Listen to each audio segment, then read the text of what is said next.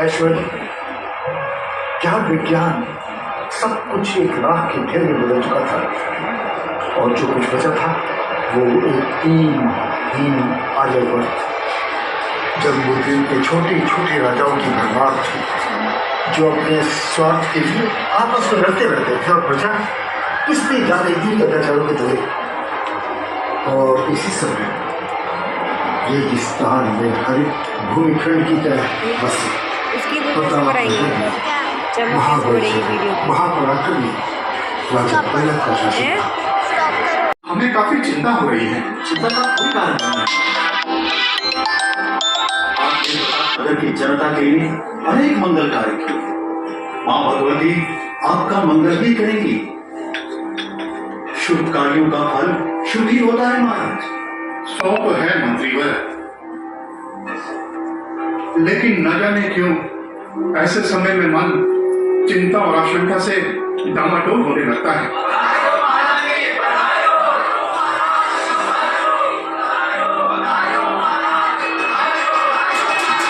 सुनिए अपने महाराज, आप ये मंगल सुनिए। हाँ मंत्रीवर, हाँ। महाराज की जय हो। महाप्रतापी, महाबलशाली, प्रजावत्सल, प्रतापनगर के स्वामी महाराजा विराट वल्लभ के कुल में पुत्र रत्न की प्राप्ति हुई। सारी आवाजें आ रही होंगी ना अनिका? महारानी और राजकुमार दोनों स्वस्थ हैं। अनिका, फोन की वॉल्यूम कैसे कम करूं? रिंगिंग कैसे खत्म करूं? बधाई हो महाराज। आप इतना विलंब क्यों कर रहे हैं दीपराज? आखिर बताते क्यों नहीं बालक के फिर भविष्य वैसे के हो बारे गया, में? नॉर्मल वीडियो बन गया। क्षमा करें महाराज, सभी प्रकार से श्रेष्ठ है। आगे ही आगे निश्चित रूप से बालक का भविष्य उज्जवल है महाराज।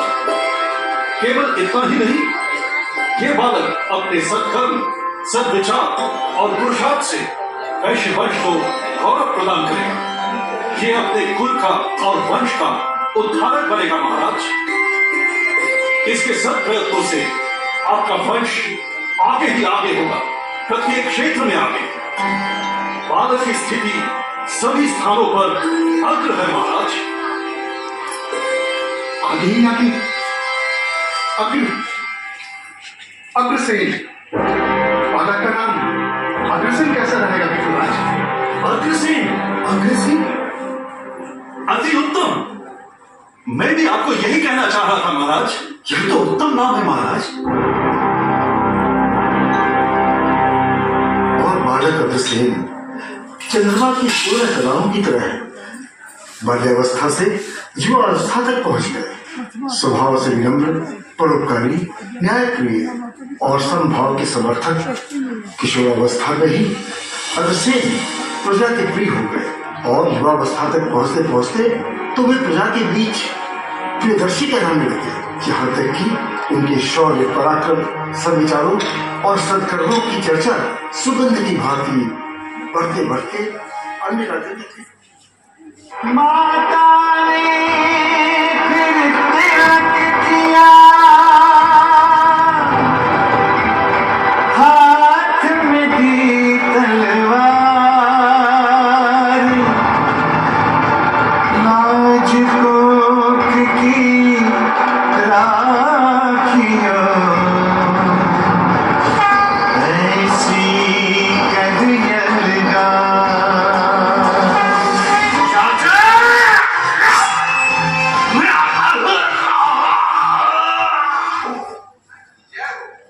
नागराज विशाल का दूत आपकी सेवा में उपस्थित होने की आज्ञा चाहता है। आज्ञा है मंत्रीवर। नागराज विशाल का दूत ये कहे हमारे दरबार में क्या बात हो सकती है?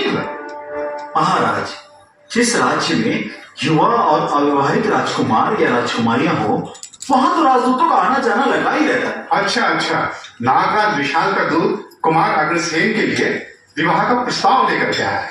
हाँ महाराज, नागवंश की राजकुमारी माधवी अत्यंत रूपवान, गुणवान और सुशील कन्या है। वे जब राजकुमार अग्रसेन के साथ खड़ी होगी तो साक्षात लक्ष्मी नारायण प्रतीत होगी। मेरी आपसे प्रार्थना है आप यह विवाह का प्रस्ताव स्वीकार करें।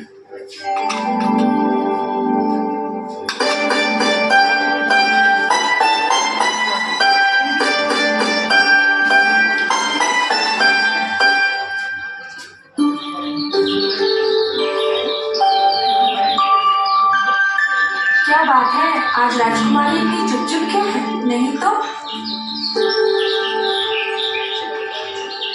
पूरे आर्यवर्त में आजकल तुम्हारे ही सौंदर्य की चर्चा है राजकुमारी मार्जी।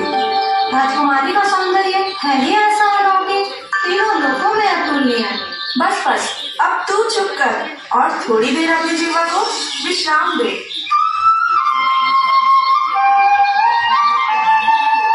सुना है देवराज इंद्र ने तुम्हारे संग विवाह का प्रस्ताव नागराज के पास भेजा है क्या?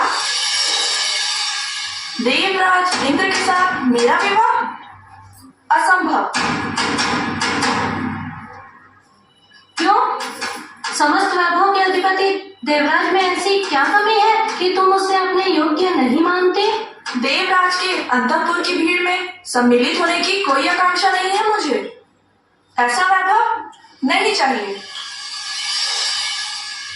देवराज इंद्र शक्तिशाली तो है ही, अत्यंत अहंकारी भी है। नागराज ने उनके प्रस्ताव को ठुकरा दिया तो वह क्रोधित होकर कोई भी अनिष्ट कर सकते हैं। मैंने जिन भुजाओं की कामना की है उनमें देवराज के किसी भी संभावित दुस्साहस का प्रतिकार करने की पर्याप्त क्षमता है।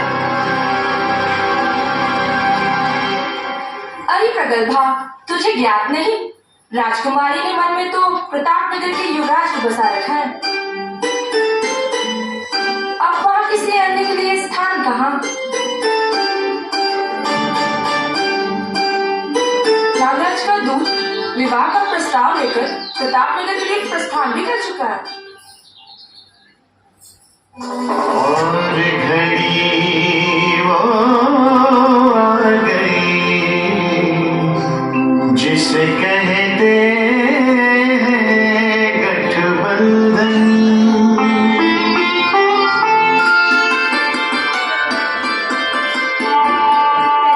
धूमधाम से नागलोक में शादी की तैयारियां शुरू। महीधर ने खुशी खुशी अपनी पुत्री माधवी का कन्यादान किया और कहा, ये मेरी पुत्री आज से आपकी सहधर्मिणी हुई, इसे स्वीकार कीजिए। मेरी एक बात और मान लीजिए। आज्ञा दीजिए जमाईराज, आप हमारी शेष कन्याओं के साथ भी पाणी ग्रहण संस्कार कीजिए। मैं अपनी पत्नी के होते हुए अन्य किसी स्त्री का वरण कैसे कर सकता हूँ? कृपया मुझे धर्म मार्ग पर चलने दीजिए। मेरी पत्नी के सिवाय इस संसार की समस्त युवतियां अब मेरी बहन के समान हैं। जिन्हें छत्री की उपाधि से भूषित किया गया और उन्हें चवर छत्र तलवार रखने का अधिकार दिया गया, और ये उपाधि उन्होंने अपने बाहुबल और बुद्धिबल से प्राप्त की थी।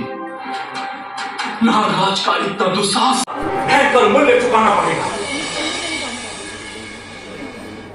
नागकन्या माधवी को पाने में असफल होने के कारण इंद्रराज पहले से ही क्रुद्ध थे। अब उनकी ख्याति और समृद्धि को देखकर देवराज इंद्र उनसे ईर्ष्या भी करने लगे और उनको एक डर भी सता रहा कि कहीं महाराज अग्रसेन इंद्रासन को प्राप्त करने की कोशिश तो नहीं कर रहे हैं। नारायण नारायण। प्रणाम देवर्षि। इंद्रपुरी में आपका किसी नई चिंता ने आपके मन पर अधिकार कर लिया है देवराज? कहीं मृत्यु लोक में फिर कोई मनुष्य आपका प्रतिद्वंदी बनकर आपका इंद्रासन प्राप्त करने का प्रयास तो नहीं कर रहा?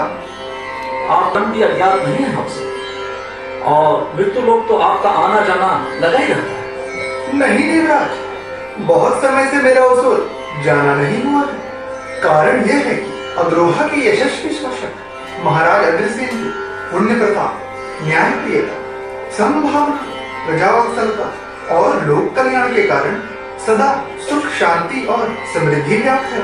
महालक्ष्मी ने तो वहां अपना स्थायी निवासी बना लिया है। और आप तो जानते ही हैं देवराज, जहाँ महालक्ष्मी अपना स्थायी निवास बना लेती है, वहाँ सदा सुख शांति और समृद्धि का निवास होता है।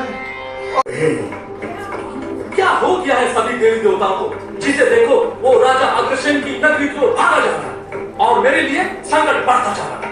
नहीं मेघराज, तुम वहां नहीं जाओगे। देवता को तुम्हारे जाए बिना धरती क्या करती है? जैसी आपकी इच्छा प्रभु।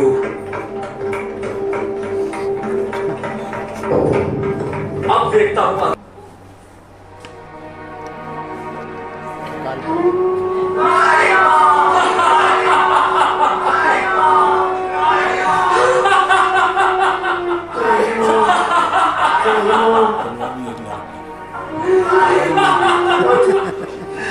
दया करो। नहीं माँ, नहीं माँ, दया करो राजन, दया करो। अग्रसेन पुत्र श्री वल्लभ से आज से क्षत्रिय धर्म का परित्याग करता और वैश्य धर्म को स्वीकार करता। इसलिए आज मैं ये घोषणा करता कि आग्नेय राज्य में जो भी व्यक्ति आजीविका से हीन हो, उन्हें सभी नगरवासी 1 रुपया और 1 ईंट स्वयं उनके पास जाकर भेंट स्वरूप प्रदान। यही राष्ट्र तथा मानव उत्थान एवं कल्याण का परम सुख। नियम का पालन करो। महाराज अग्रसेन की जय।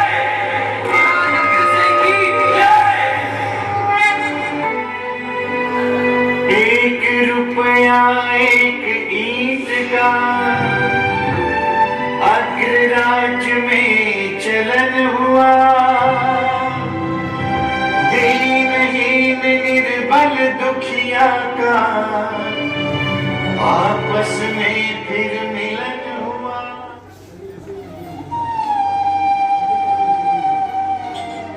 जहाँ आप हैं वहाँ पाप नहीं, और जहाँ पाप है वहाँ आप नहीं।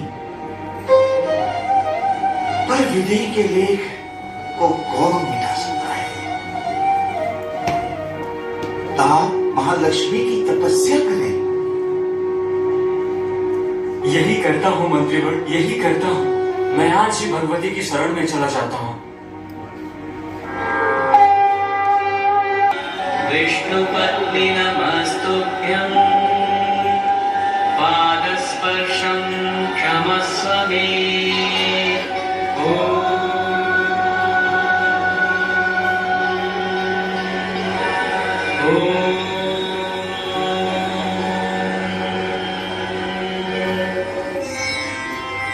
राजन,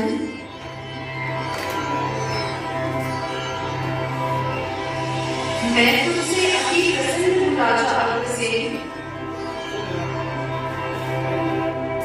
मैं तुम्हें वरदान देती हूँ।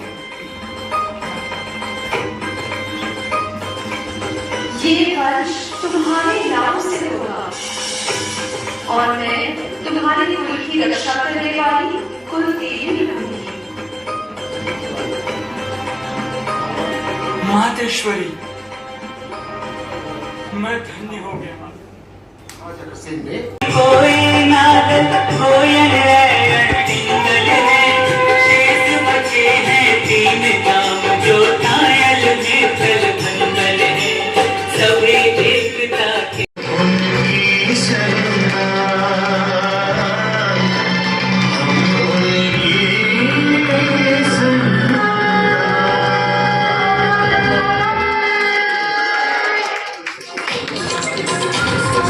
अग्रसेन के वंशज हैं